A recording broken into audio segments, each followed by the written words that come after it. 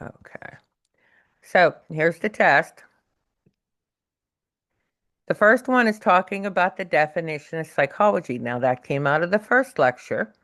And if you look, behavior and mental processes, that's the dead giveaway. That was part of the definition. Remember, I said you didn't have to memorize the definition, you had to just understand it. So for number one, B was the answer. Founder of psychoanalysis, good old Sigmund Freud. Again, first lecture off the first PowerPoint. Question number three, if Jacob's studying how people change and grow over time, physically, mentally, socially, that would be B, a developmental psychologist.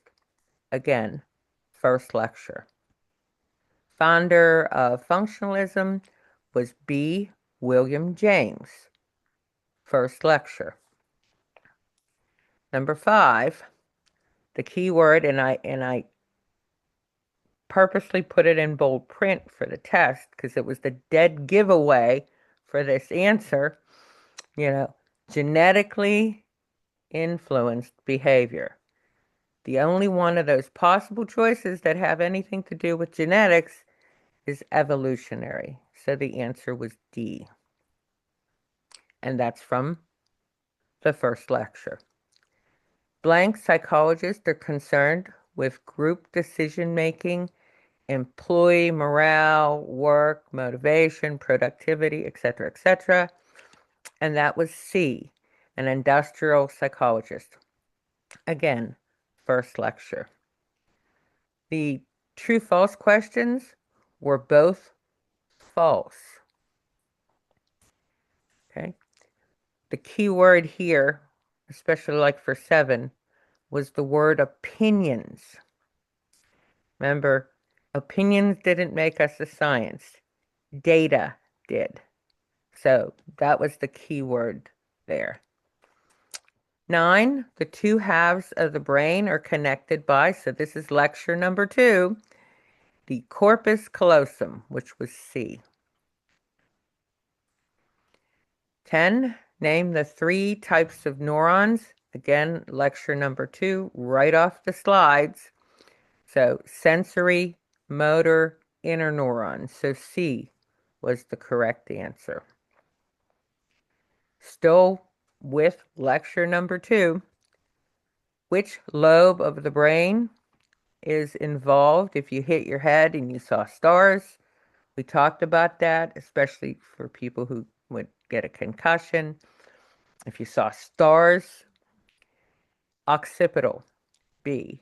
Occipital is the only lobe there that has anything to do with vision.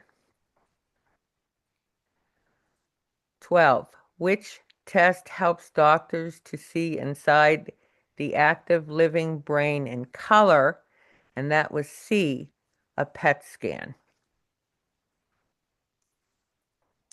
13. What role does the amygdala play in the brain? Again, from the second lecture, inner feelings and emotions. You would have also, if you were keeping up with the videos, you would have also saw that on the video too, not only in the PowerPoint, but in the lecture notes, us discussing, but also in the video. And that's why it's important to try to keep up with the videos because they really just review the material that we did in class. This was a key one. If you remember on the slides, we had 2 big words. We had reliability and validity. And I said anytime we had 2 definitions on a slide, there's a good chance there's going to be a question on the test where you're going to have to know, the difference. So something's valid if it measures what it's supposed to measure. Some people answered A, gives consistent results. Well, that's not validity, that's reliability. That was the other word. So use that as a tool for yourself as we go through this course. Anytime you see multiple definitions on a slide, there's a good chance there's going to be a test question. Not that you have to know word for word the definition, but you have to understand those words so you would be able to pick out the correct choice. So in this case, B was the correct choice. Sensation is to perception for number 15. So sensation, remember we said, is awareness, just being aware that something was stimulated, and then interpretation is perception. Again, that was another slide that had those two words, sensation and perception, and I said that you would have to know the difference. 16, what's the acronym for deoxyribonucleic acid? A, DNA. Again, off the slide and out of the second lecture. 17, suppose Maria is painting while the sun is setting and she notices that the room is getting darker, so she decides to quit for the day. This is an example of E, just noticeable difference. Remember we talked about how people who may have glasses, they change the lenses, you say, oh, I can still tell the difference here. That's where this was applied. Again, lecture number 2. Number 19, oh, I'm sorry, I skipped one. 18, the following is true about cones, except, remember, cones are what help us to see color. We don't see color very well at night or low light. So the only one that isn't correct about cones on there is E. They're not as sensitive as rods are. 19, there are 100 to 120 million rods in your eye. And again, word for word off the slide, that was true. Then we talked about manipulating. If you are running an experiment, we talked about if one room was the control group, the other's the experimental group. The thing that you manipulate, the thing you change is A. The independent variable is what changes. Some people put dependent variable. Again, the dependent variable will only exist after you've actually changed something. So that was from lecture 2. The difference between the sympathetic and the parasympathetic nervous system was A. Sympathetic speeds up your body system. Parasympathetic is what slows it down. Again, still on lecture 2. I even told you for this one, number 22, that this question would be on the test. So everyone should have got this one right. What is the main difference between a psychiatrist and a psychologist? And there was A. A psychiatrist is a medical doctor, an MD. They can prescribe drugs, where a psychologist cannot. 23, as the weather gets cold, we see a correlation in the drop in temperature increases, then we get hot chocolate sales increase. So the temperature went down, hot chocolate sales went up. That is a negative correlation. And again, that was lecture number 2. The basic unit of the nervous system, just a definition of the word neuron. So that was B. 25, a substance that acts like an insulator to help the signals travel along the axon. And that was myelin. That was C. Remember, we said even in people who have MS, that starts to break down, and that's why they have trouble getting information from the brain to a different part of the body. Excuse me. Yes, I still have my cough. They said 4 to 6 weeks. So you'll be hearing for a little bit longer, I guess. So the next one, you only had to tell me where the number 1 was or the number 4. Some people tried to give me all of them. I didn't want all of them, just those two. So for 26, and here are your answer choices right here. So what brings information into the neuron, of course, is the dendrites. That was B. They kind of look like branches. And then the end of the neuron would be D, the terminal buttons. And then the John Watson experiment that we talked about, little Albert, most people got this one right. So, they can be conditioned to fear something. So children can be conditioned to fear a formally neutral stimulus. So you had to pay attention. See, the first one says children cannot, and C says can be. And we talked about that conditioning. And these were the main highlights. So most of the material actually came out of lectures 1 and 2. And then we had the um, proximity, continuity, similarity. They went right in order. I didn't even switch them around. Literally on the slide, we did those 3 in order. We talked about the X's, and I didn't even switch it. So if you notice that right away, that it was exactly the same as it was on the slide, you got 3 points because you got all 3 of those. The other thing, some people uh, did more than they had to do on the short answer. It says choose one, and people chose to do both answers. So I took your first answer because you were told to only do one. So I took the first answer, and I think everyone got that one right. I can't think of anyone who got that one wrong. So, and then of course the bones in the ear, you could have given me the formal bones. That was extra credit. So if you didn't do it, it didn't hurt you. If you did it, it got you an extra point.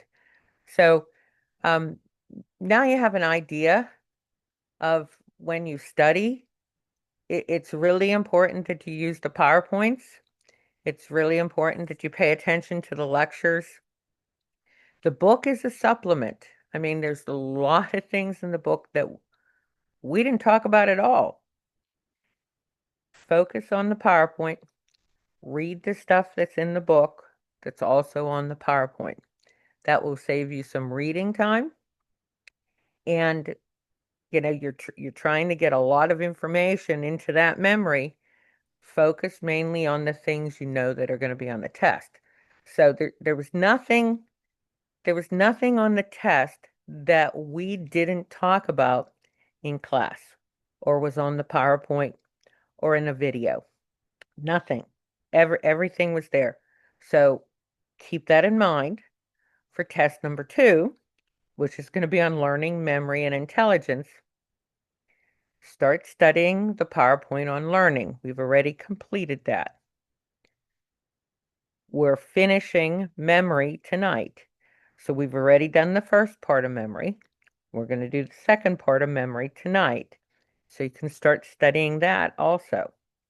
And then we're going to start intelligence, but that's going to be a little bit this week. Most of it's going to be next week. Okay? Let me stop the share here. Does anybody have any questions in particular? Okay, let me see what we have over here. Can I sure and go over the journal activities? You're confused about the classical condition. Well, we did peg words in class, and it's also filmed on YouTube. So if you happen to miss it, the link is on Blackboard that you can go to YouTube and re-watch it. And it's the extra credit on test number 2. So there are actually two parts of extra credit. I'm going to give you three peg words. So I'm going to say like maybe 1, 6, and 8, and you just have to tell me what the peg words were. That gets you 3 free points. And I'm going to give you the second part of the extra credit. So you'll have a chance for 5 points of extra credit. Again, if you don't do it or if you don't get it right, it's not going to hurt your grade at all. But it's to your benefit to learn the peg words. And we're also going to do the 9-dot problem. That's going to be the other extra credit that you can do. Sorry, Okay? Professor, that I'm late. I didn't realize what time it was. I was also out trying to get food. That's okay. Not a problem. We're just glad you got on. So the extra credit for test one, I told the people who were on early, so forgive me for those people who were on early and heard this already. The extra credit, which are those TED Talks, you can pick up to 5 of them, or you can do 1 or 2, whatever you want to do.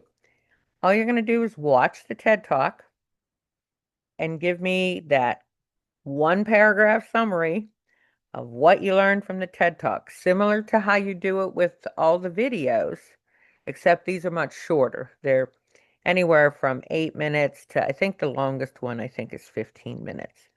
But you pick the 5 you want to do, just put them in a Word document. So you'll say, this TED Talk, you'll just give me the name. You don't have to give me anything else, just the name and your little summary. Send that to me. I'll look them over. You get them right, I automatically will add 15 percentage points to your score. So whatever score you got that I emailed you, which was your grade, you'll know that you're going to get 15 percentage points more. I'll respond, of course, to you saying you got 15 percentage points. If you did 4, you get 12 percentage points. I'll let you know that I got it. If you send it and you don't get a response from me in, say, a week, resend it. Make sure your name is on it. Make sure somewhere you say extra credit so it doesn't get misplaced along the way. But as soon as you do it, that's when I change the grade in my grade book. I'll always be sending you your grades, so you don't have to go on Blackboard looking for your grades. After every test, within a week, you're going to get that grade so you can keep track of your grades so you know how well you have to do on the next test or how well, you are doing. So, if you're really stressed for time, you can make the decision of, when and how to study. Okay. Let's see. When's the extra credit due? 2 weeks. So 2 weeks from today. So before the start of class in 2 weeks, it would have to be in my email box. So anytime up until 6 o'clock on that day, you can turn in that extra credit. You can do it down to 5:59 as long as it's posted to my email and it will give me the time, it will count. Like I said, if you do them wrong, it's not going to hurt you. So it's a win-win. Like it's going to help your grade. It's worth the time, even if you got a really good grade, because at the end of the course, it's the 4 tests, class participation, and then the paper presentation. That's your grade. So it's total points that you're going to get. So 15 points is a lot of points. So for someone who had, say, a 65, say you had a 65 on the test, which would be a D, 15 percentage points brings you up to an 80, which is a B. That's a huge difference. It's a nice way of giving you a curve, but it's the only test that I let you do this on because none of you have had me. So that was a disadvantage, and that's why I give you this advantage to, improve your score. Second test, now that you know where I took the questions from, how I test, you should get a much better grade. And that's the pattern I typically see every time I teach this course. The first test is always the lowest scoring. You know, if you scored well on this, I expect you to continue scoring well on the rest of the test because you knew what to study and you succeeded very well. Okay. Yeah, in the document, they're just topics. You're correct for the TED Talks. You just take the topic, you go to Google, just insert the topic, and it's going to come up. So you just put in the topic, and it's going to come up for you. There's no fancy, you don't even have to know the link. Just take the title of the TED Talk, put it right in a Google search, and it's going to be your first hit that you get. So yeah, it's these different TED Talks. But again, pick the ones that you want to listen to. That's why I gave you extras to pick from. Because maybe not everyone is interested in seeing another TED Talk that has Philip Zimbardo. And again, since you get to see him all the time for your learner.org videos that you watch.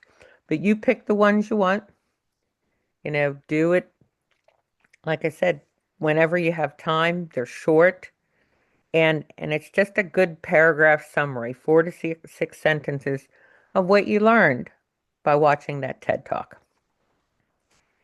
Okay? Okay. So let's go back to, let me get rid of this test now. And most people seem to do well. We only had 1 or 2 people that had issues with sending their test. And by sending it to my other email, we were able to get that solved. So hopefully, again, just practice is, that in itself is going to make it easier the next time because you've done it the first time. So they're all set up the exact same way, where the test will open and I believe the second test, I don't even, I'll have to look at the syllabus. I don't even know if I have a lecture that night. I think if we get through everything the way we're supposed to go, you just have the test for the next one. And same for the final exam. You just have the test. So you don't even have to worry about the lecture prior to the exam. Let's see. Pick 5 for topics. And many of you still have to send me your topic for your paper. That's coming up pretty soon that you have to give me your topic. Remember, if you don't pick a topic, I'm going to pick it for you. And you really don't want me to pick your topic. People tend to do much better on a paper if it's something you're interested in. How would you like to get the topic of like bedwetting, which is a great psychological topic, but if you're single, you have no kids, it really doesn't have any connection to your life. Why are you going to want to run out and research all about bedwetting? So choose a topic that interests you. If it's not on that list, that's fine. Remember, almost everything can be tied into psychology. I can do mental health. I want to do mental health. That is my main thing. Okay, well, mental health is too big of a topic. That's a book. You would have to specifically say what area of mental health you wanted to research. So, like, Emotional, because I'm going more at therapy, so it'd be emotional disorder behavior. that would be fine. Yeah, see, that's very specific. So that was a good comment to make for everyone to understand. You want to remember it's a 5-page double-spaced type paper. That is not a long paper, so you have to pick a topic that you can cover in a 5-page paper. Now, I've had people do longer papers, and that's fine. You can be longer. You just can't be less than 5 pages. And remember your sources. You need 3 sources. And That's not part of the 5 pages. So you need 5 full pages of research and then a separate page with 3 citations. Okay, and APA or MLA, that's up to you how you want to do them. Just be consistent, like don't mix it up. If you decide to do APA, because you're going to stay in the field of psychology, most of your papers are going to be written at APA, then you have to do a 6th page. It's an abstract. But if you're perfectly fine doing MLA, you don't have to do APA. This is an intro course. Not everyone taking intro is going to go on to become, go into the field of psychology. So I'm not going to make you learn a different style of writing a paper for one little 5 page paper that you'll never write another psychology paper again. But if that's your major is psychology, it will help you get used to writing them that way because every paper you write in psychology after this paper will be a APA. And it's just how you do your citations, how you set up the paper. That's the only difference. And you can go to things like EasyBib, Sunner Citation. There are all these citation generators. All you have to do is plug in the information and it makes the citation for you. And you just cut and paste it right onto your piece of paper. That's all you have to do. So you don't even have to work. My generation, we didn't have the joys of the internet.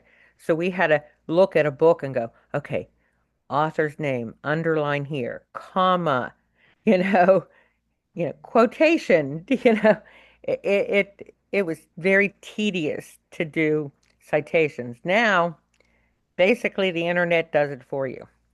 So you just go to a citation site, type in, author's name, or if it's a website, you're just giving me the web address. You can't give me like Google. Google is not a web address. Google's a search engine. I've had people accidentally do that. As one of their sites.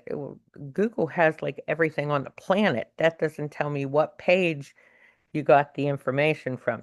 So you want the actual URL from the page that you got the information if you're using an internet source.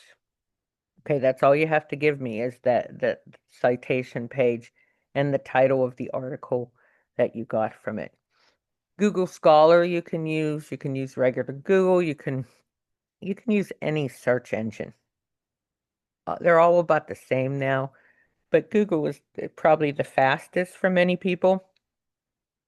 So that's why I say use Google, but you can use really whatever you're comfortable with. Okay. Um, can I do alcohol? Uh, you have to be more specific. Are you talking alcohol addiction? Then I would say yes, you could do alcohol addiction. Can you do alcohol? That doesn't tell me what you're actually researching. Are you researching different types of alcohol? Or you see what I mean? You have to be very specific. But don't trust what you have here in the chat. I don't write it down into my notebook with topics until you actually email me. So if that's what you want to do, email me tonight, right after class, so I can get it in my notebook. And because we said, we're limiting it to like 2, 3 at the most of the same topic. So once that's gone, I won't say yes to your topic.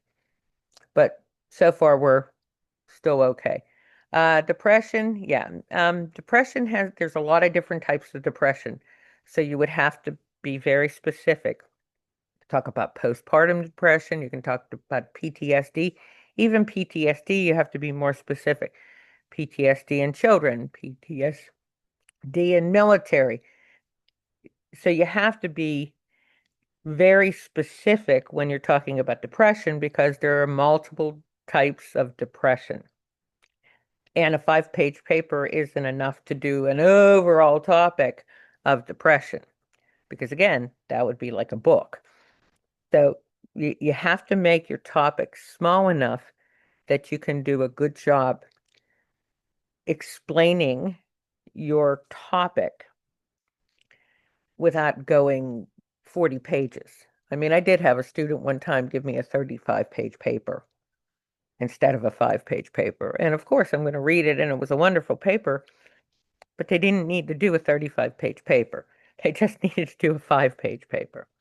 So, whatever your topic is, when you send it to me, what you're going to do, I'm going to say, this is good. If it's too big of a topic, when I respond, I'm going to say, okay, this is too big of a topic. You have to narrow it down. So don't think I'm just going to leave you hanging out there. You know, if your topic doesn't work, or if I'm not sure there's going to be enough information on the topic, I'll do a quick search before I respond to you to make sure that there's enough information that you would be able to write a 5-page paper. Almost everything you're going to have at least 5 pages because there's so many sources that you have. You can use, you know, the internet, you can use books, you can use magazines, I mean, you can use a lot of different sources out there. So, just as I said, keep in mind if you haven't picked the topic already, if I've already okayed your topic, then you have nothing to worry about. You're already in my little book, and I already responded to you. If you did send a topic to me and you didn't get a response, please resend it so I make sure that you have your topic. But remember, these aren't due yet, but we're almost at the end of February. We're we're almost at midterms. Oh, speaking of Is midterms, mine okay? again, you need to send me an email because anything that we talked about now or on the chat, I don't have my notebook sitting right next to me. It's on my iPad. I'm using my computer. So you have to email me, and then I put all those topics on my iPad so I don't forget that somebody signed up for it so we don't have 18 people doing depression. Okay? So just send me an email and just say, I'd like to do this topic. And then I'll respond. I'll write it in my book, and then it's yours, it's your topic. Once you tell me your topic, though, up until today, I would let you change. But remember, you eliminate other people from being able to do that topic. Since we're only letting 2 or 3 people do the same topic, once I get 3 people, I'm not letting anyone else do that topic. So you're also not allowed to change. So make sure that's the topic you want to do. So before you email me, do a quick Google search to make sure that there's enough information on your topic. But again, if you send me an email and you give me a topic that I know there isn't a lot out there, I will check myself to make sure there's enough for you to write a paper and then let you know. Usually I respond, good topic. That's perfectly fine. I may say you're the third person and the last person who can do this topic, etc. But just one topic, 5 pages. If you do something like phobias, one phobia might not be enough. It depends on which phobias you pick. You might have to do more than one phobia, but your topic is phobias. So you would have to choose a couple phobias because you couldn't write on this, what is it, like 450 some different types of phobias. You need to pick and choose, but that's because the topic itself is like an umbrella topic, because it has lots of things under it. So you choose. I'll okay the topic of phobia, but realize you can't do every single phobia. It's just not possible to do. Okay? Okay. And let's go back to memory. Okay. I'm going to close this so I won't see the chat while I'm in the full screen here.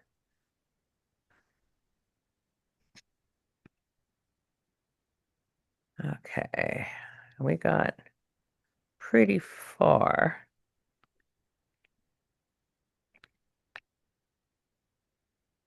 And this is where we left off.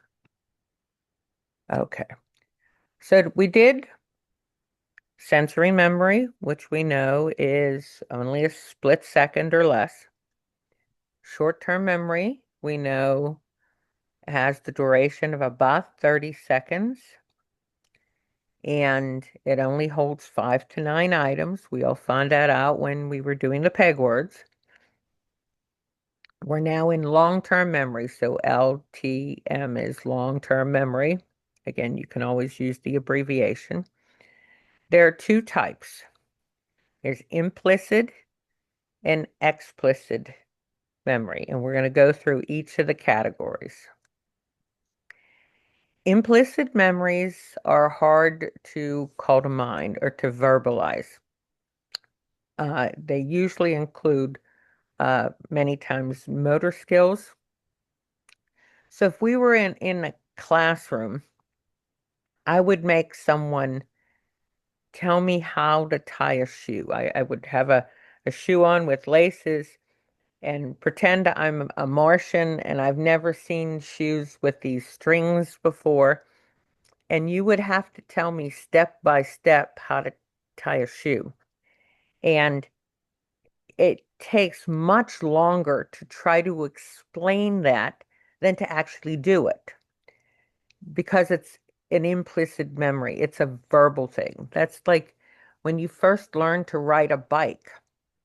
Everyone can tell you how to ride a bike, but until you actually get on the bike and try to figure out how you have to balance yourself, how fast you can go, how you have to kind of lean into a curb, or if you're using one that has handle brakes, it only takes one time for you to push those handle brakes too, fast and too hard, and you go flipping over the top of your bike, you'll never do that again. And somebody can tell you not to do it, but until you actually do it, you don't have that experience in your memory. Okay. So implicit memories are hard to call to mind. Sometimes I'll use uh, the example of tell me how to make a peanut butter and jelly sandwich, and I'll have a loaf of bread and a jar of peanut butter and a jar of jelly and a spoon and a knife, and I'll ask someone to explain to me how to make a peanut butter and jelly sandwich. And inevitably, I get someone who says, "Well, you just have to put the peanut butter on the bread."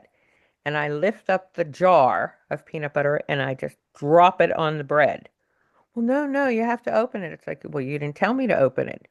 You told me just to put the peanut butter on the bread. So implicit memories are hard to explain using verbal cues. Okay, it's easier to do by showing someone. Explicit memories are a lot easier to call to mind, to explain. It's factual knowledge that you might have learned in a book or in a lecture or on TV or just personal experience. Those things are explicit memories. So remember the memory presentation uses memory techniques. So I'm going to repeat what I just said. So when we talk about implicit memories, there are 5 main categories. Anything that's been classically conditioned, and we know that what that is because we studied that in learning. Remember, that's the Pavlov stuff. Memories that are formed through non-association. Any habits that you have, you bite your nails, some people, when they go out to a bar, if they have a drink, they automatically light up a smoke. Something like that would be a habit. Any skills that you've ever learned in your life. Simply, how to jump rope is a skill. Get it, How to Kelsey. change a tire. How to, how to cook pierogies. Things like they're skills. So that would be implicit Yeah. memory. Priming, anything that you've learned that didn't realize you learned. An example, and we'll do more of these when we do the the section on social psychology. We're going to actually watch some commercials. That's why people pay all this money for, what, $7 million for a Super Bowl ad. They do that because it primes the person, if they like the commercial, to say, hey, I want to buy this.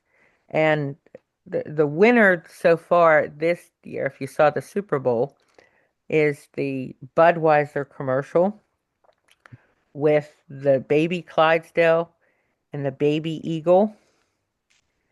Definitely, they got their $7 million worth of advertising way way beyond that because it's been on social media galore. It went on talk shows.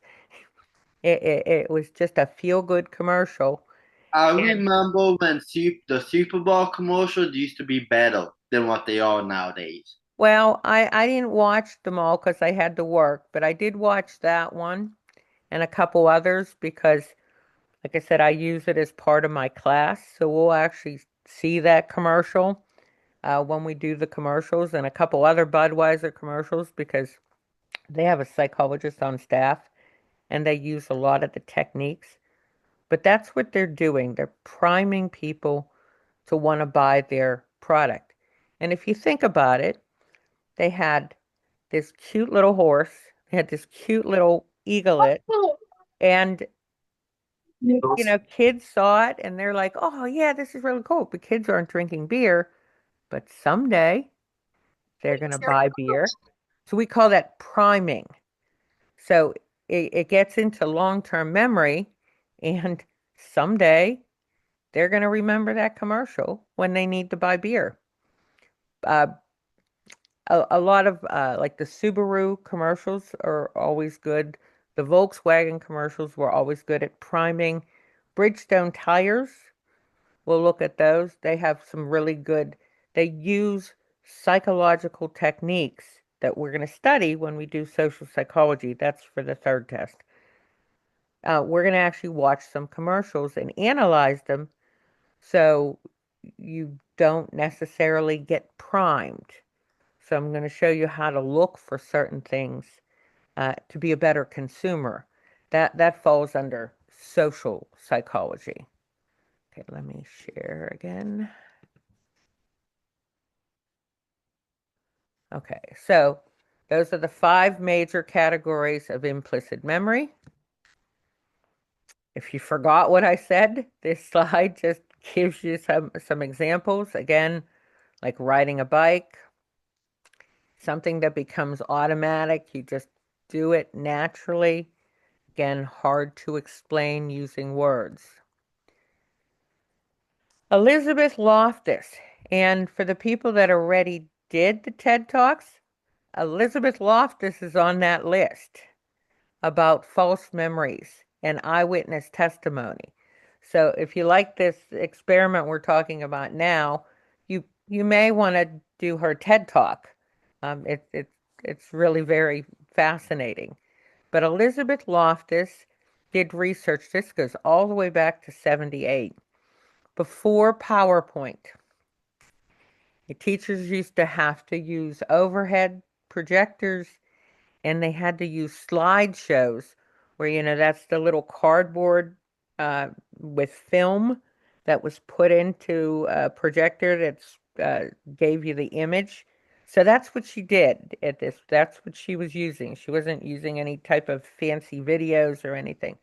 But she took her class that was approximately 500 psychology students, and she showed a series of slides that showed a red Datsun, which is a car, stopping at the stop sign and then proceeding through the stop sign and went right into an accident. And then after they watched these slides, she gave out 2 separate questionnaires. So half the group was the experimental group, half of the group was the control group. So depending on where you sat that day, happened to be what group you were in. And the one question on the one side was, did another car pass the red Datsun while it was stopped at the stop sign. And the other group got, did another car pass the red Datsun while it was stopped at the yield sign? So I want you to think about that. If you were watching these slides, did you pay attention to the sign, or were you watching the vehicle and you just assumed a false memory? You just assumed that it was a stop sign. But you all live in Pittsburgh, and you and I know people in Pittsburgh stop at yield signs, even if there's nothing coming. We also slow down at tunnels too. You may have noticed that along the way also. So if you were from Pittsburgh, you might think, I don't know if it was a stop sign or a yield sign. It wasn't like you could go back and look. It was what you saw when she played that slideshow. So then you had to answer the question, and you're like, well, it had to be a stop sign, right? They stopped. No, it didn't have to be a stop sign. So she found that people developed memories, even though they couldn't know for sure if that's what they saw, but they reasoned it that, well, it should have been a stop sign, so I'm going to pretend it was a stop sign. That's what we mean by false memory. It really wasn't there as a memory, it was created. I always give the example for especially children. We talked about infantile amnesia. Prior to the age of 3, most of your memories are actually what we call false memories. They've been created because you've heard the stories or you watched it, video of it or saw pictures of it. Your family told you all about it. You might remember bits and pieces, but if you're 1, you don't even have the vocabulary to try to explain something that you witnessed. So unless it was a really strong emotional connection to what happened, like your house caught fire, your dog died, something strong that would affect the kid, you built that own memory from what other people told you, and that's what false memories are. In her TED Talk, she talks about how bad eyewitness testimony is. How many people before DNA actually went to prison and served in prison years and years and years, and DNA came along, and it was found out that they weren't the person who committed the crime. They were exonerated after sitting in jail for 20 years because an eyewitness picked them out of a lineup, and that wasn't the right person. So eyewitness testimony is actually pretty bad. It depends on the scenario. Did you actually get a good look at their face?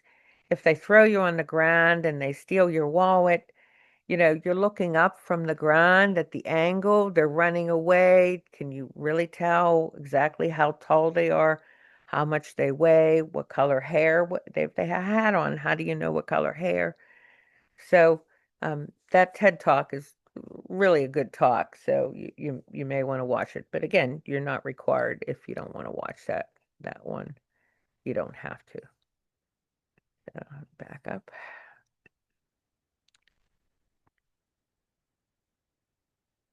So what causes forgetting? Well, sometimes it's just decay. As we get older, maybe we don't refer to that memory very much. As we get older, our thought processes change. If you end up having Alzheimer's or dementia, and they are different. So if people are doing paper topics, Alzheimer's is different from dementia. So they're two different topics. But that just happens. You're super busy and you didn't quite encode it very well, so now you just remember bits and pieces, and it's too late to go back and find that stuff. from anybody else. Sometimes it's interference. Something interferes with you encoding the information. Somebody says something to you, there's a loud noise, and you lose your place. Um, Sometimes there's a lot of information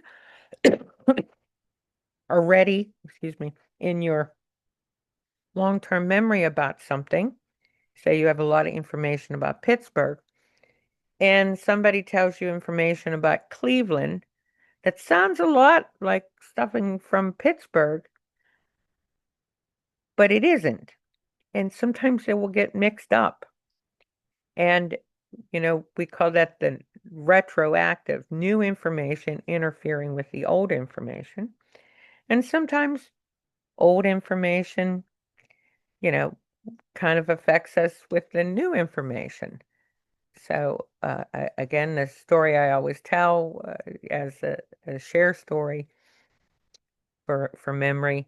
I have a good friend who knows Spanish fairly well, but she was going to the Vatican and she was trying to learn Italian. And there are a lot of words in Italian and Spanish that are very similar to the same.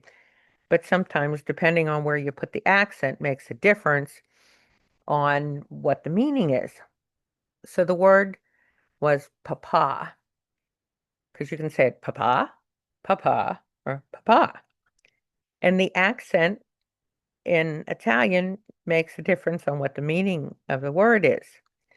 So it could either be father, like, daddy, father, or, it could be, um, you know, Pope, you know, or it could be potato. And yes, she got them confused and she called the Pope a potato. Dead serious. So sometimes you have interference that can affect your memories. Don't stress yourself out as you try to memorize things, but yeah, sometimes you are going to have that happen to you. Okay. And repressed memories. Now, this is a highly debatable subject in the field of psychology. About 50% of psychologists agree with repressed memories, and about 50% say that it's not real. And it came from Freud. Um, if something kind of comes back that you didn't remember, many times Freud says they come out in a dream. And, the evidence really doesn't point one way or another.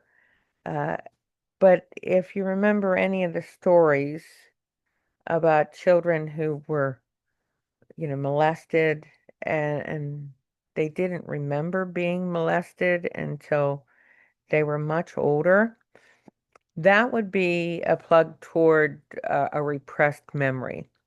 And I'm on the side of believing in repressed memories because I've known people who have repressed memories, that things that had happened to them when they were a child.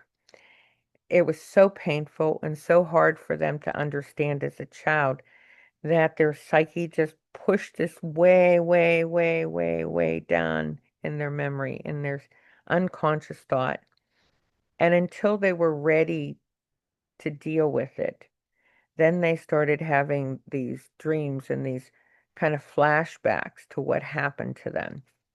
So I tend to lead on the side of the repressed memories because I know people that have had them. But you will have just as many psychologists that will say, no, they're not true, they're fake. So, how do we improve our memory? So we did the PEG word, so that's already on the list. So you already know how to do that. The depth and the breadth of processing. So the more you study it, the deeper you do it. So just not the definition of the words, but understanding, comprehending what the word means. Greater chance that you're going to remember it. You find a way that's appropriate to transfer. So you need to find the technique that works for you. I can give you all these different techniques, but that doesn't necessarily mean it's going to help your memory. You have to find the one that works for you. And usually by college, most people have one or two techniques that they've learned that help them to remember things. Distributed practice, I've said that a couple times now, a little bit every night. Those all-nighters don't work. They really don't. I mean, do you really want, you're having brain surgery the next day? Do you really want your surgeon who's doing your brain surgery to try to learn how to do brain surgery the night before and cram? I don't think so, right? You want them to know it and it be in their long-term memory longer than just, a couple hours before the surgery. So distributed practice, a little bit over time. That's what I said when we did the peg words for the people that were here for peg words. Remember, I said, if you study these peg words for just 5 minutes, like on Monday, and then another 5 minutes on Wednesday, and then another 5 minutes on Friday, by the following week, you'll know all 20 words instead of trying to cram it in like we did the first time to prove a point that it's hard to get things to long-term memory. Any type of mnemonic device you want to use, visualizing things, in your mind. Um, I'm going to come back to method of loci. Acronyms, Roy G. Biv, Holmes for the Great Lakes, the scales, Every Good Boy Does Fine for math. Please excuse my dear Aunt Sally for order of operations. There are tons of them, and you can make your own. I always tell my nursing students, because they have so many vocabulary words that they have to learn, to just get a set of index cards. And you could even color code them. You could have the ones that have to do with the brain be red, and the ones that have to do with bones be yellow. I mean, you can choose to set it up how you want. And to get one of those metal rings and a hole puncher and just fill the ring with blank cards. And as you learn a vocabulary word, write the word on one side of the card and write the definition on the other side. And use that anytime you have a little bit of free time. You're standing in Giant Eagle in a line that doesn't seem to be moving fast. Pull out your cards. You can study right there in Giant Eagle. If you're in an Uber, you're sitting in the back seat, pull out your cards. You have 10 minutes, 15 minutes before class starts. Pull out your cards. It's a technique that I used with my students in the reading clinic, and I saw them have great success. I've used it with my nursing students, and I've seen them have great success. If you do have trouble remembering definitions, try it. If it doesn't work for you, what did you lose? 15 minutes standing in line at Giant Eagle, right? You didn't really put so much time in that it was a complete waste of time. But it really may help you if that's something you're struggling with, especially for vocabulary. And the last one there is method of loci. And I'm going to pop off for this one. So method of loci, this is what I want you to do all right now. Can you all turn on your screens for me?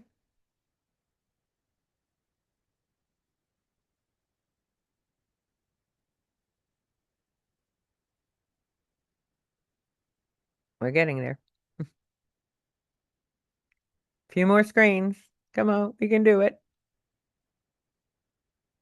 I know they all work because I saw them last week.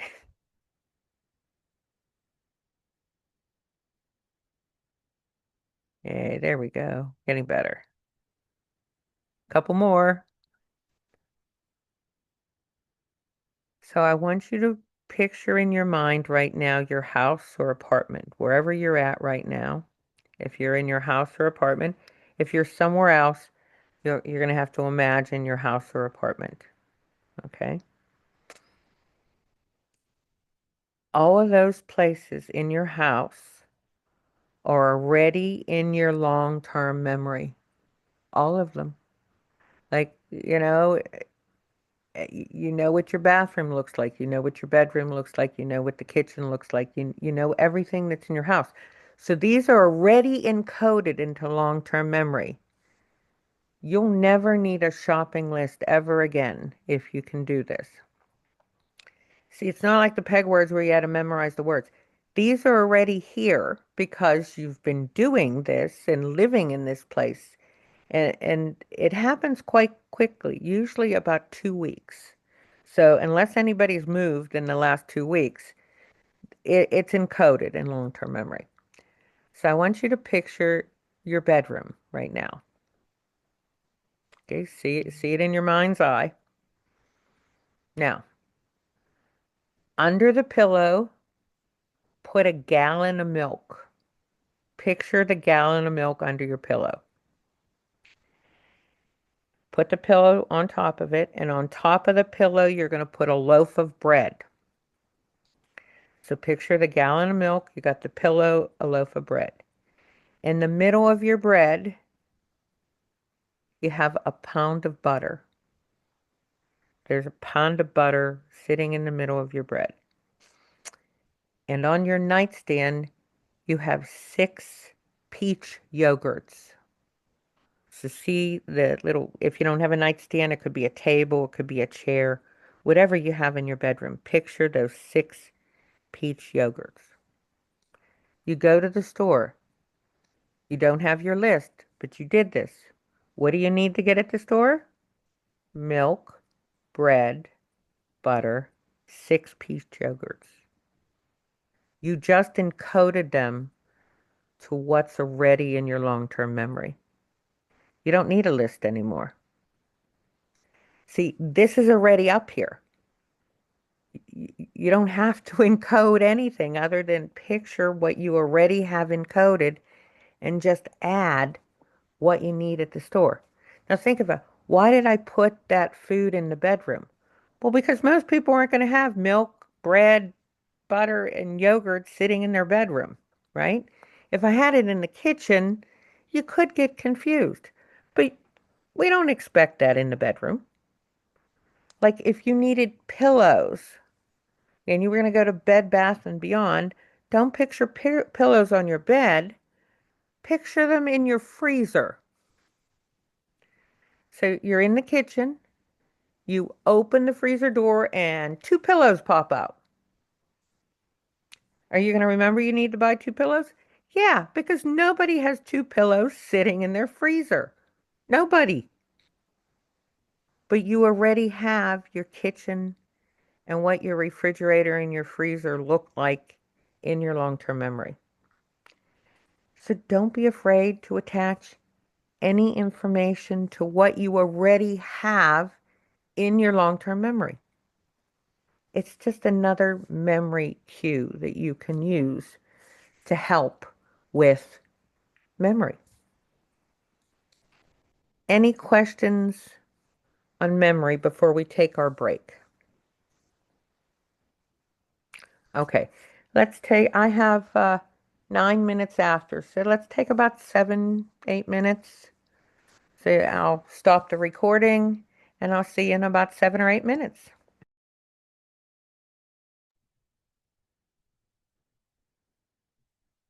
Okay, if we start coming back now.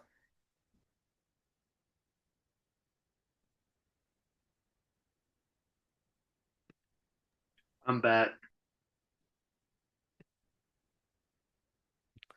Okay.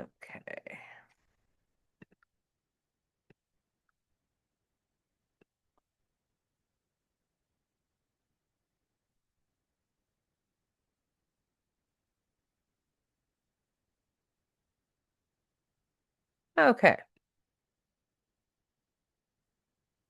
So, intelligence. So, I want you to think of your house again or your apartment. And to prove the fact that we can actually have this encoded already, I want you to just go through your house. Don't tell me the number, but go through the house and I want you to count how many windows you have in your house or apartment. Just think about each room. If it has a window, you're going to count it.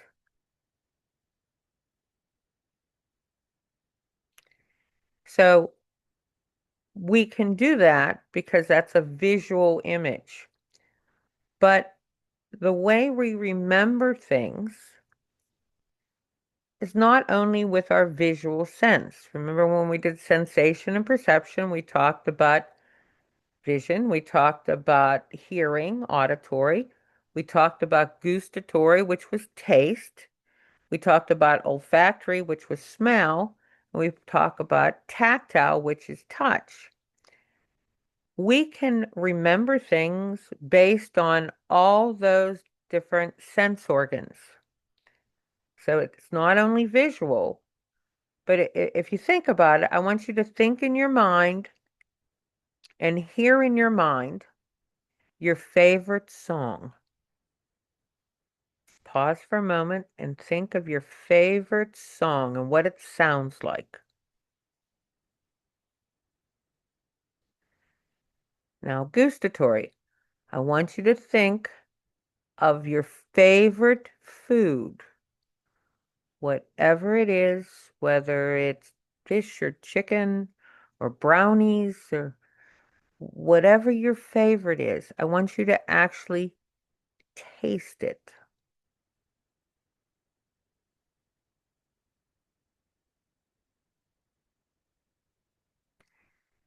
Olfactory smell. I want you to picture in your mind, again, the smell of fresh baked cookies, whatever kind you like.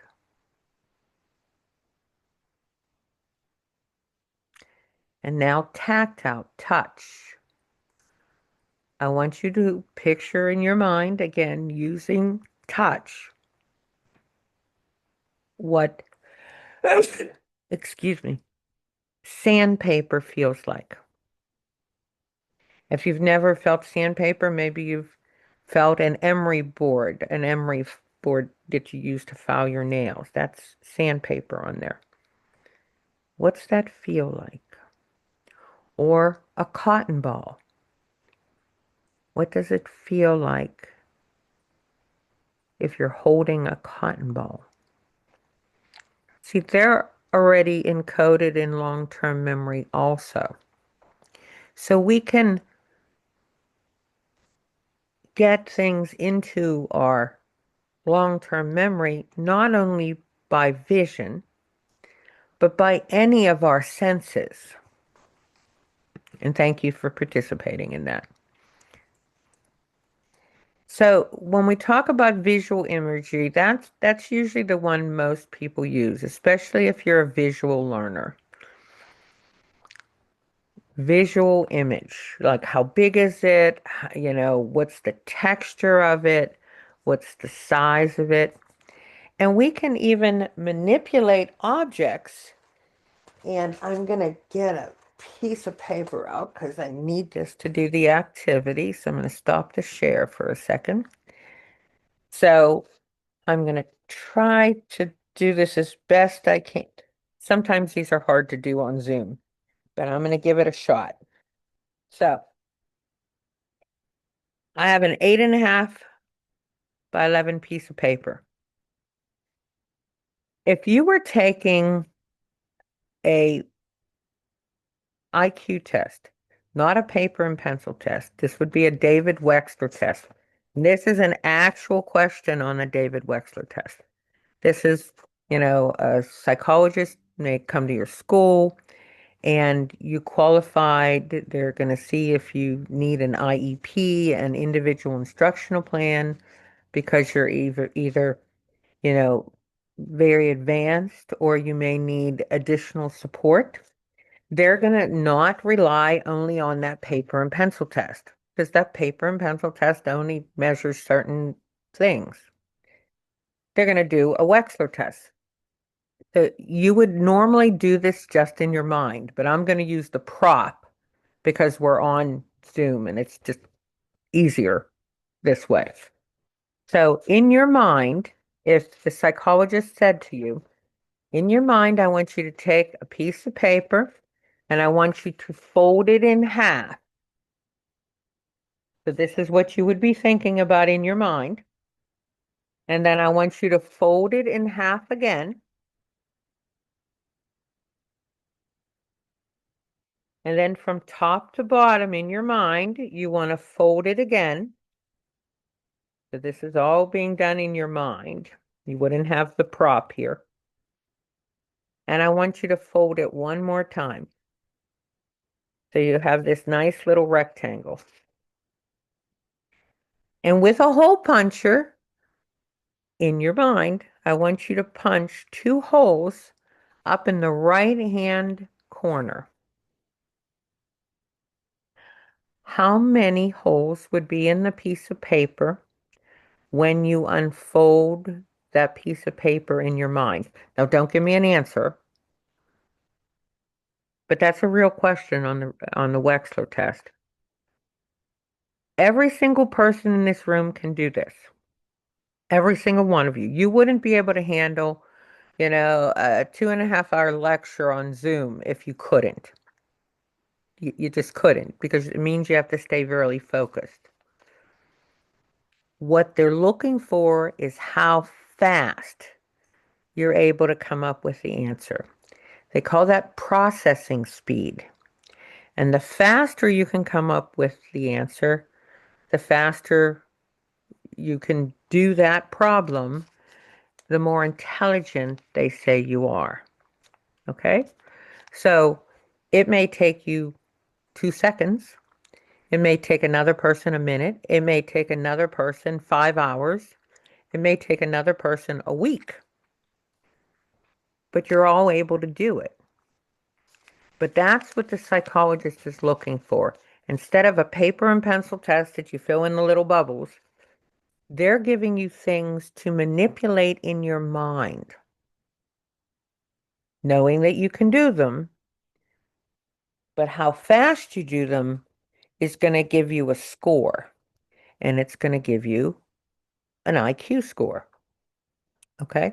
So when we talk about different types of intelligence testing, there's the standardized test that you all took. If you were in Pennsylvania, you all took in 3rd, 5th, and 8th grade. Some different states do different years or even different countries. Some countries only do it one time. That's the score that's written on your permanent record card that follows you for the rest of your life. It's your IQ, your intelligence quotient. But it still only measures certain types of intelligence. So let's start with different things like concepts. So we're going to try this as best we can. I want you all to, everyone has to answer at least once. Name a type of fruit, but you can't repeat the fruits. So who wants to go first? Name a fruit. Mangoes. Okay, so nobody else can do Strawberry. mango. Strawberry, Banana. Apple. banana, Blueberries. apple, blueberry. What? What was that one? Pineapple. Dragon fruit. Dragon fruit, Kiwi. kiwi, Great. Pears. grapes, pears. What else? Honeydew. Honeydew, orange, Cantaloupe. cantaloupe. Oh, good. I don't get that one very often. Papaya. Papaya, Pomegranate. Oh, pomegranate. Mango. We had mango already. Peaches. Peaches, good. Nectarine. Nectarine, what else? Anybody say Tangerine, watermelon? Tangerine, watermelon. Plums. Plums, good. lemons, Lemon, Cherry. cherries. How about a Jackfruits. lime? Limes, too. Blackberry. Jackfruits. Blackberries, yeah, a whole bunch of berries. We could go through all the different berries. Good. What else? Jackfruit. What was that one? Jackfruit. Jackfruit. Yeah, star yeah, fruit, because we don't see that here in the States very often. You didn't even hear what I was saying. What else? Any other fruits you can think of? star fruit, Star fruit, Passion fruit. passion fruit, Coconut. coconut. Passion fruit. Yeah, passion fruit works. Mm-hmm. guava, Guava. Mine is always ugly fruit because nobody's ever heard of it. It's a cross between a tangerine and a grapefruit, and it looks like it's spoiled. It looks really ugly. It comes out around this time of year. Really, really juicy. And you can usually find it at the grocery stores, and it actually has a little coupon on it, a little sticker that says ugly because people think it's spoiled and they want to throw it away. But yeah, it's a hybrid. Anybody else think of any other ones? soursop, Oh, yeah, sure. How about You also tomato? have sweet sop. How about tomato? See, that's a fruit. Yep, I was just about to say that. Another one? Avocado. That's it. Yep. That's the other one that everyone always forgets. Avocado is a fruit. I was So, about to ask. I'm Mexican and I didn't even know avocado was a fruit. so you did a really good job. Round of applause. Yeah, that was the best I think it's ever been online. So you did a really, really, really good job. So what we did was come up with things that are not necessarily just an image or a word, but categories. A concept is something that's bigger than just a little individual thing. So we used the category of fruit. A prototype is one of the most common answers. Now, here in the United States, one of the most common answers would be apple. In other countries, or even different parts of our country, it may be something different. Like if you said Hawaii, pineapple might be the first thing that people think of because that's part of their main industry. Apples are very common here in Pennsylvania. So for us, apple is a first choice for many people. But notice avocado is low. It took a long time before avocado came out as a fruit. So not everything is very typical. It could be an extreme, like my ugly fruit, that most people haven't heard of. Let's look at this. So, what is this? This is a cardinal. It's a bird. So, it's a prototype of the category of bird. Now, we know bananas, of course, are a type of fruit, so it's a prototype of Fruit. fruit. This one can be a couple things in the middle. It could be dog. It could be a specific type of dog. It could be a lab. Or it could be a representation of a pet. See, so sometimes some things can be in more than one category. Or we could even just use the tree too, different types of tree, or we could use the background. So sometimes there's more than one category that an item will fit into. Now, when we process information, we try to problem solve. That's what you do once you get to, the upper grades and then you get into college and then you get into life. Things come along and you have to find a way to make them work. So let's say the day before the next test, You didn't listen to me and you didn't study a little bit at a time. You decided that, no, I'm not going to listen to what she says. I'm going to just cram the night before. And you get ready to go study and your lights go out. And you're like, oh, can you still study? If you have a box of tacks, you have a candle, you have something to light it with, you could make a lantern. All you had to do was light the candle, melt a little wax on the box, make sure that you've secured that box someplace that it's standing up, and you just made yourself a lantern. Even though you may not have anything else in your house to use, you could still study. That's problem solving. Now, I gave you this one. I have to move off of this one, so hopefully this will enlarge. Yeah. So this is your extra credit. Remember I said there's going to be 3 peg words. Don't cheat and look up the answer yet. Okay? Try to do it yourself. You could get your whole family involved if you want. This is the 9-dot problem. It's actually used by NASA for people who are interested in becoming an astronaut. It's one of their intelligence tests. Your job will be on the test to connect all 9 dots using only 4 straight lines without lifting your pencil off the paper. So you can't just go around the outside. I don't think we're like looking at the same picture. Oh, okay. You don't see that one? Okay, you know what? I'll save it to the end because then I can close out the rest of it. Okay. Thank you for letting me know, though. You can still see the tax thing, though, right? Yes. Okay.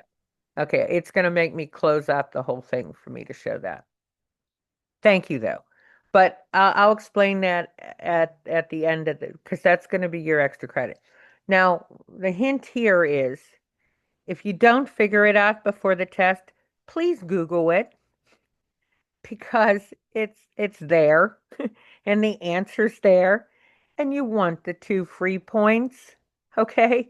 So look it up ahead of time so you know how to do it because you're going to have to do it on your test if you want those 2 extra points, okay? But don't look it up yet because I want you to try it to see if you can figure it out.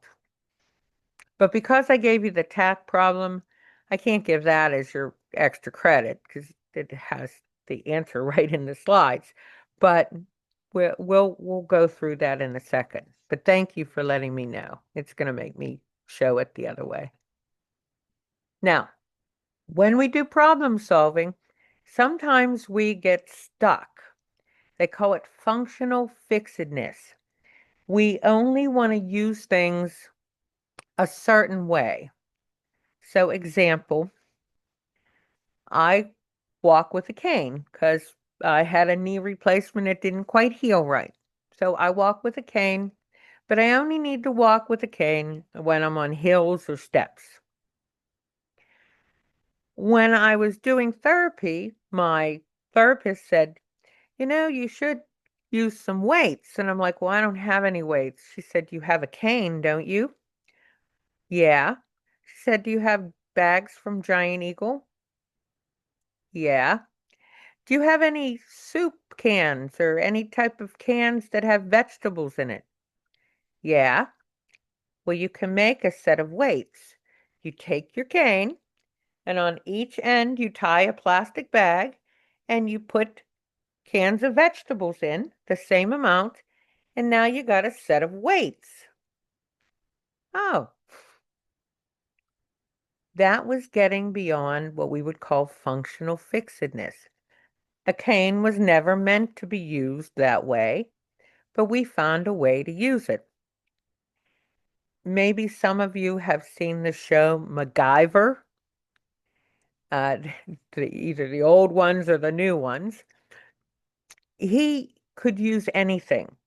and make something, duct tape and paper clips and things like that.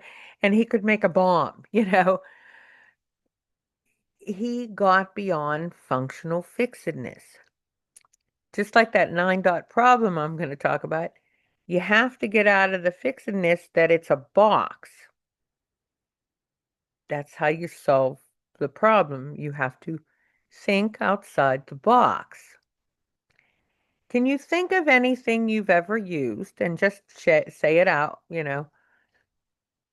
Use something in a different way than it was meant to be used for.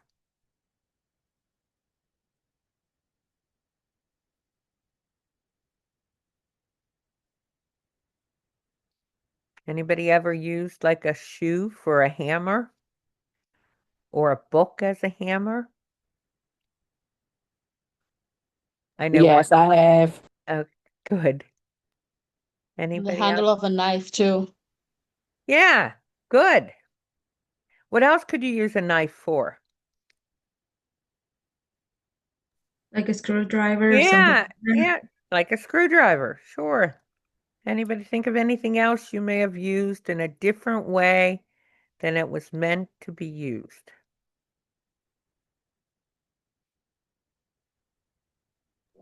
Scissors for tweezers. Yeah, scissors for tweezers. That works. Anybody else? Used to open a jar. Yeah, sure. Some people use like a book or like a small box to keep a stand sturdy. Oh, yeah, that would work too. Sure. Before I got a snow brush, I'd use my broom to clean off the snow off my car. Awesome. Yeah, I've done that too. Yeah, especially those tall cars that you need a little bit more room up there. Good.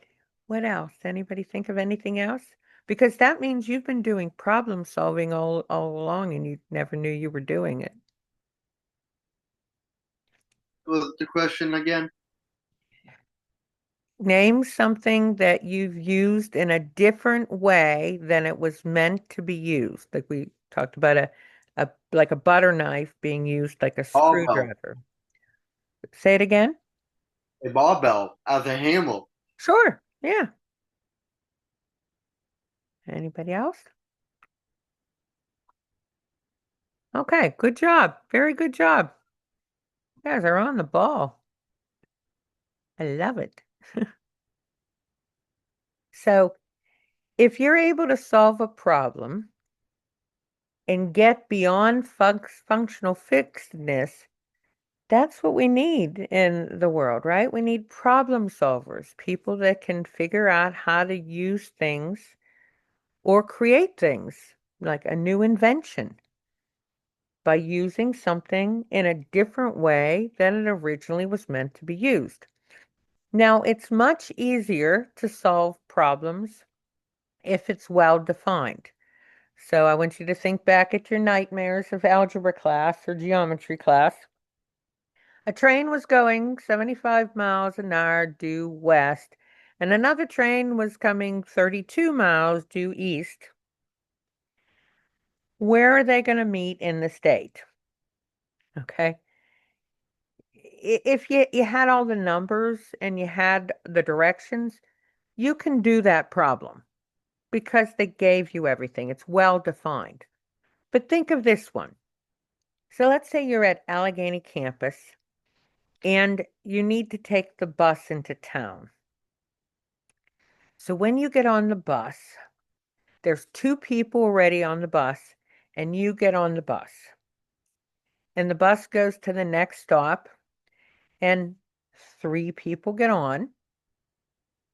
And the bus goes to the next stop and 4 people get on, but 1 person gets off.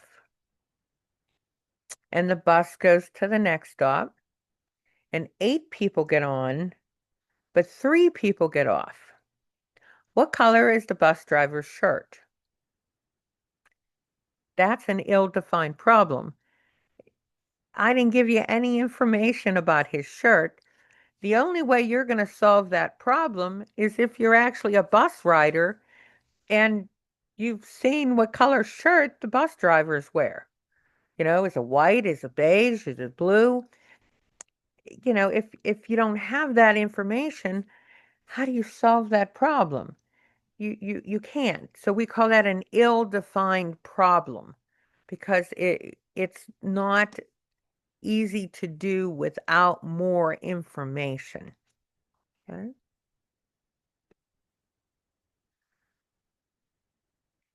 When we try to problem solve, we use two techniques. Okay, so remember what I said about the test.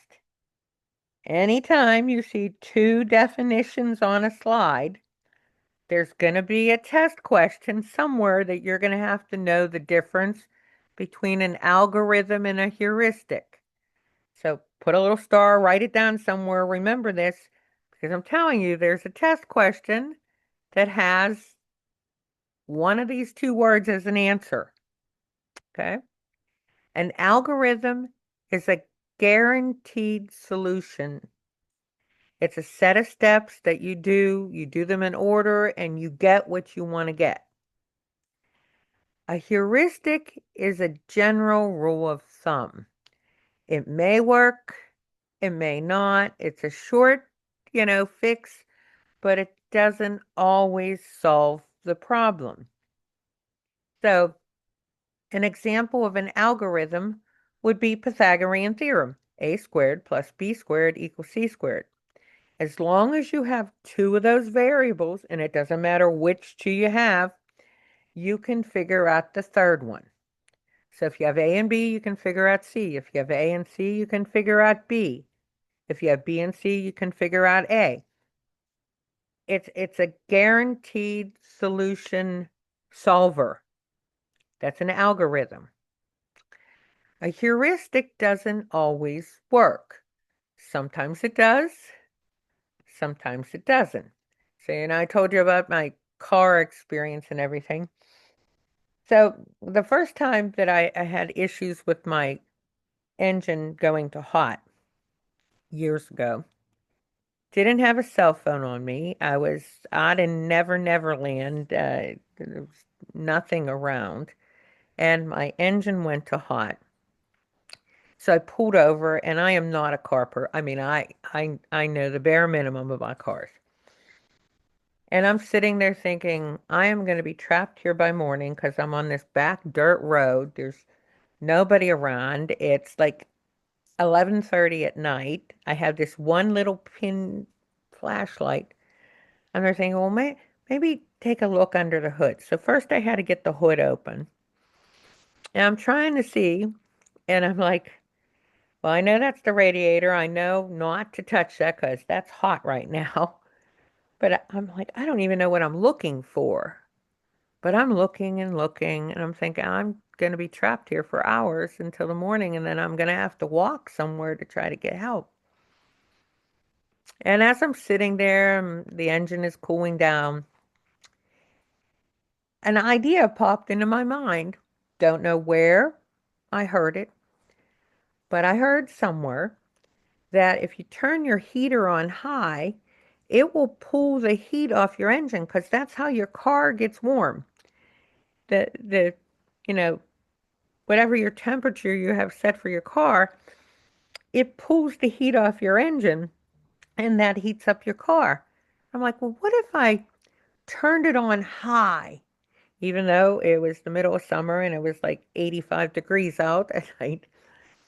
If I turn it on high, can I pull enough heat off the engine to get to like a gas station? And it worked. Not only did I get to the gas station, I got all the way home without the engine light going back to hot. That was a heuristic.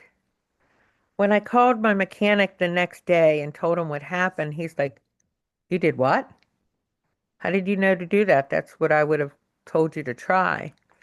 He said, but you got lucky because it doesn't always work. Sometimes you will catch your engine on fire. Oh, yeah, thanks. I'm glad you told me that right now, and not when I tried it. But he said it worked in your case. So that was a heuristic. It wasn't a guaranteed solution. It was like an educated guess to try something. So sometimes we use heuristics. Like, say you're trying to make a recipe and they have things in the recipe like a pinch of salt, a dab of hot sauce, where they don't have exact measurements. And you have to take an educated guess. What is this? That's a heuristic. It may work, it may not. Another example of like an algorithm. Let's say you have a cat, and your cat likes to hide, and you can't find your cat. Now, you could go searching all over your house, but you go in the bedroom, and the cat runs out of the other wherever they're at and goes somewhere else. And you could keep looking and looking, and you might not find your cat for a long time. But if you would go in your house and say you go in the bedroom and search the whole bedroom and then pull the door closed so the cat can't get in there, eventually you're going to find out where the cat is because the cat won't have anywhere else to go. That's an algorithm because you followed step by step a pattern to solve the problem. A heuristic doesn't have a step by step. One person may do it one way, one may do it another way. It may work, it may not work. So that's the difference between those two definitions. So again, I'm giving you a hint. This is on the next test. Everyone should get this question right because you just have to know what an algorithm is and a heuristic. So if I give you a scenario, then you would be able to tell me if they used an algorithm or if they used a heuristic. So if it has a pattern, a set of steps, then it's an algorithm. If it may work, it may not work, it's something you heard from a friend, then it's a heuristic. I'm sure you've all heard of inductive and deductive reasoning.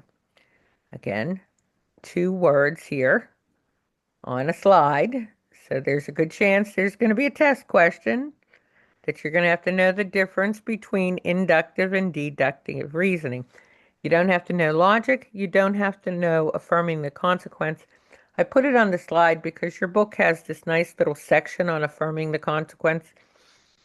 Usually confuses people. I'm not testing you on that, so I put it there so you knew not to look that up. Okay? Deductive reasoning is when you go from a big picture, a big principle, down to smaller examples, down to very specific examples.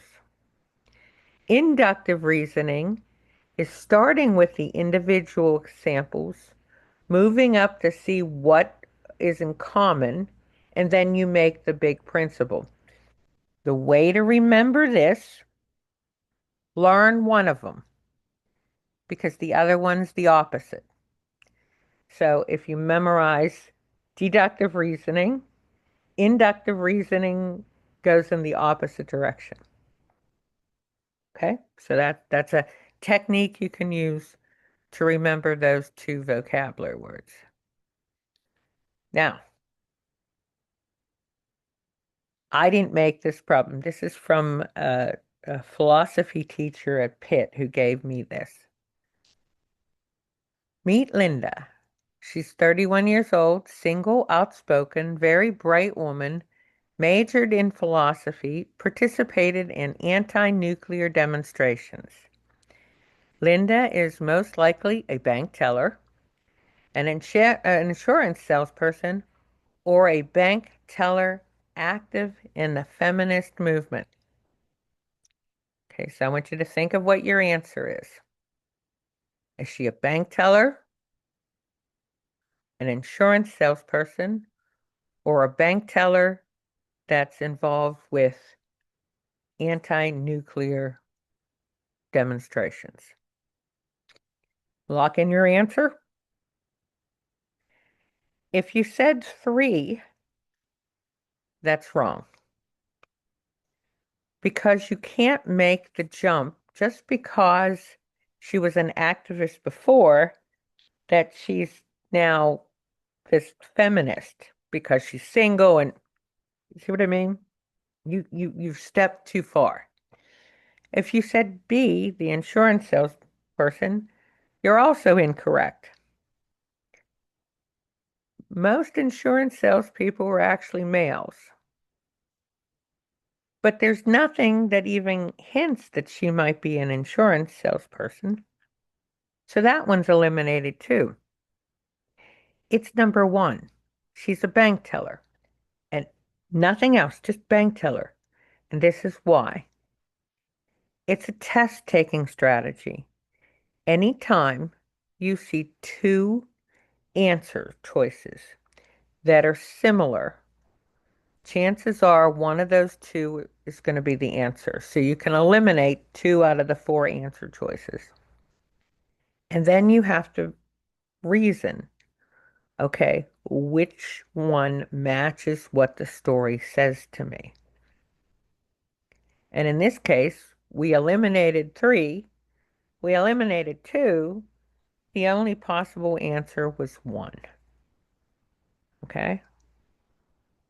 So when you do problem solving, and in this case for a test, you can use that technique because a lot of times instructors in the college level will put answer choices that are very similar and they're looking to see if you really know the material. Okay, so you have another thing you can put in your bag of tricks on how to take a test. Go back. We're almost done. Hang in there. We tend to try things that we're more familiar with. Like right now, I told you that story about turning the heat on high. If your engine light ever comes on and it comes on high, you'll remember that story. And there's a chance you may try that. Now, it may work or it may blow up your engine because it's still a heuristic. But if we already have something we've experienced that may have worked stored in our memory, we call that a representativeness heuristic. How about this one? Which occurs more frequently? The letter K as the first letter of a word, or K as the third letter? It's easy to remember words that start with a K. It's a little harder to remember words that have K as the third letter, bake, rake, cake, etc.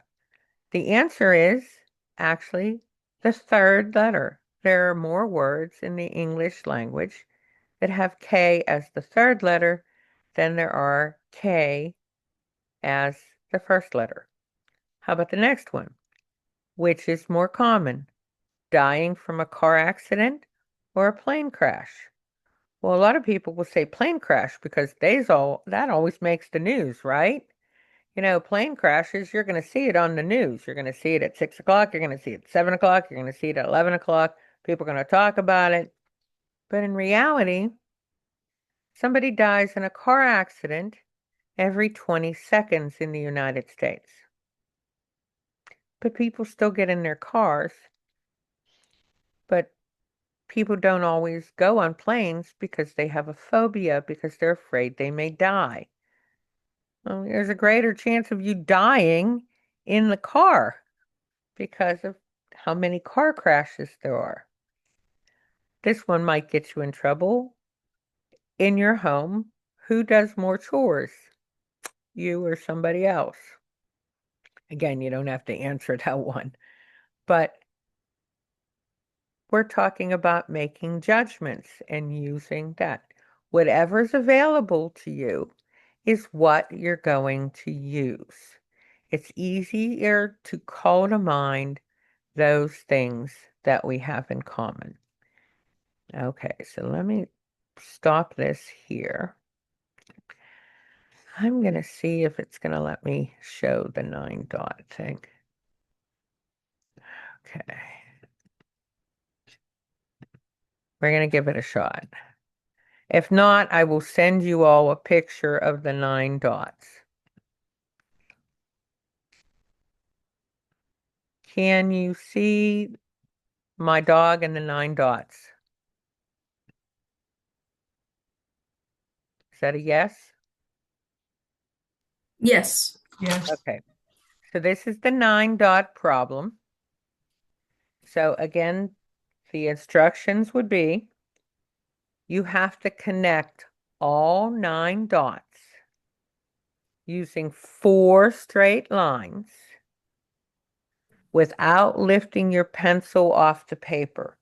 So this would not work. You know, connect these down here, connect the bottom and the top, because you didn't touch the dot in the middle. You have to somehow touch all 9 dots using 4 straight lines only without lifting your pencil. That's the extra credit. The first 3 extra credits will be peg words. And the next 2 points would be this. You're going to have to draw it.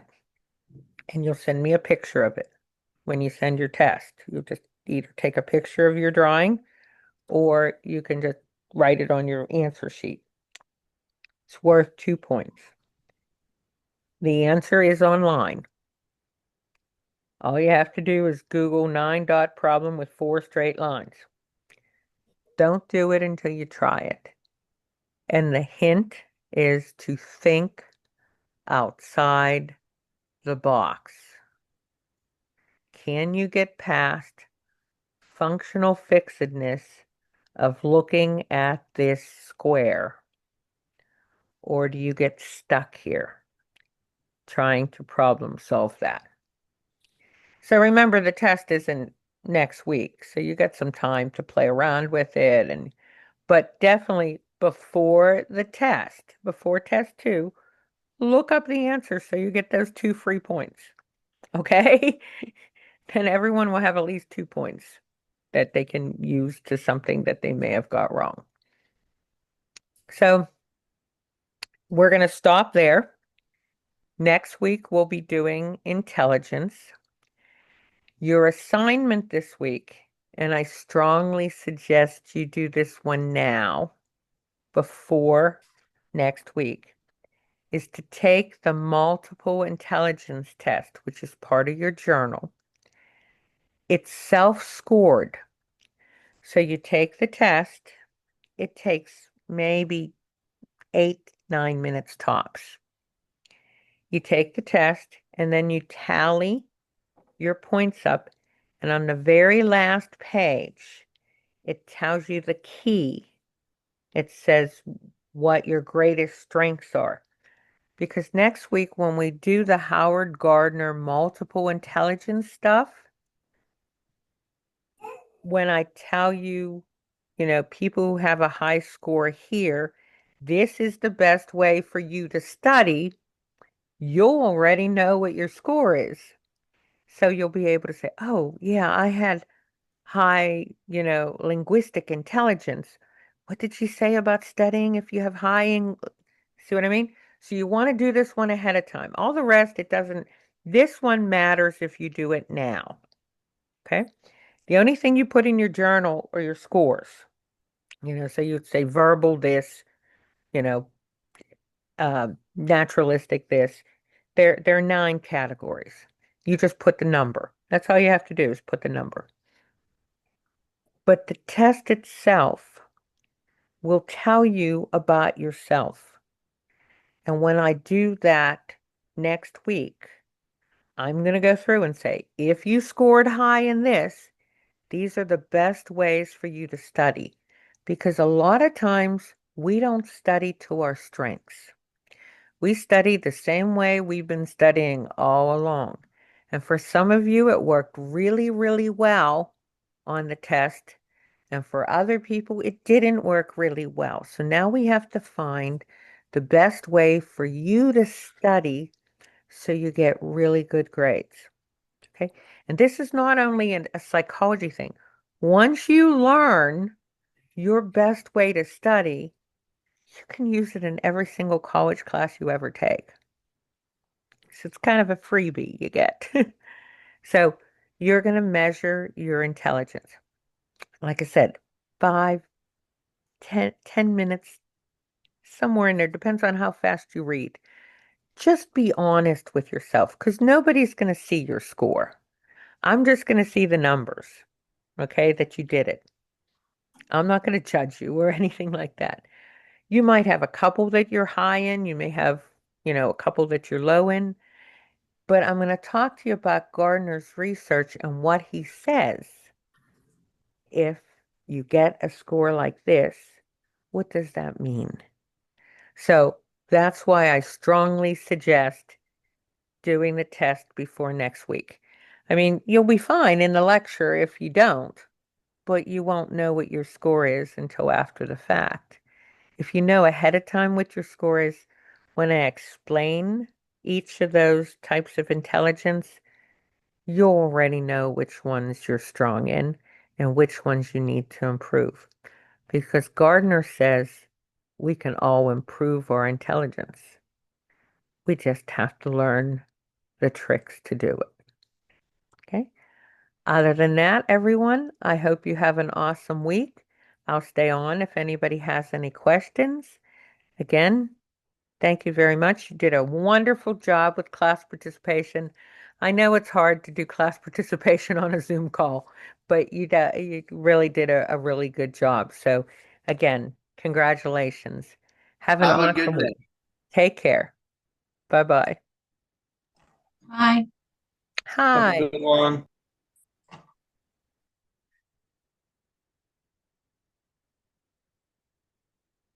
Anybody have any questions? Hi, I do have a quick question. Sure. For our vocab, are we getting a new set of vocabulary words, or do we just keep those for the rest of the semester? That's the only ones. Yeah, Okay, I they're just the wanted to only make sure. yeah, there's only one set, and it's that first set that went with the biology stuff. Okay, okie dokie. Thank you. Have Take a good care. night, everybody. Bye. Hi, Hi. I have a question. Where can I find the test you say, the measure your intelligence? It's on Blackboard.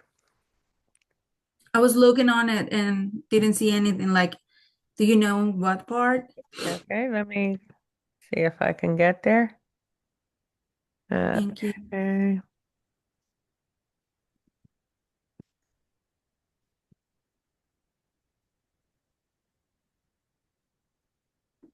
Okay, let me get rid of the 9 dot thing here.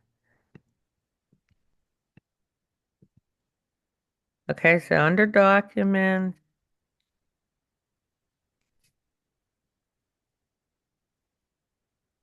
multiple intelligence survey, write results in your journal. It's right under intro lecture 6 intelligence. Okay. Oh yeah, yeah, fun. Okay. And I already sent you an email with my topic for the paper. Okay. I just wanted to know if it's okay. Okay, when did you send it? Just like when we started this class. Yeah, so I haven't checked my email yet, so I'll respond once I check my email, or you can just tell me what you did. What did you want to do? Yeah, I was looking about the bystander effect. Yeah, that's fine. Yeah, it's a Okay. good topic. Mm-hmm. Yeah, Okay. Thank you. Thank you for the class. Have a good week. take care. Bye-bye. Bye.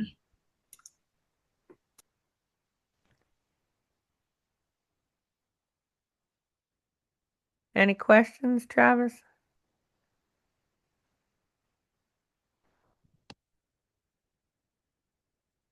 No questions? Guess no.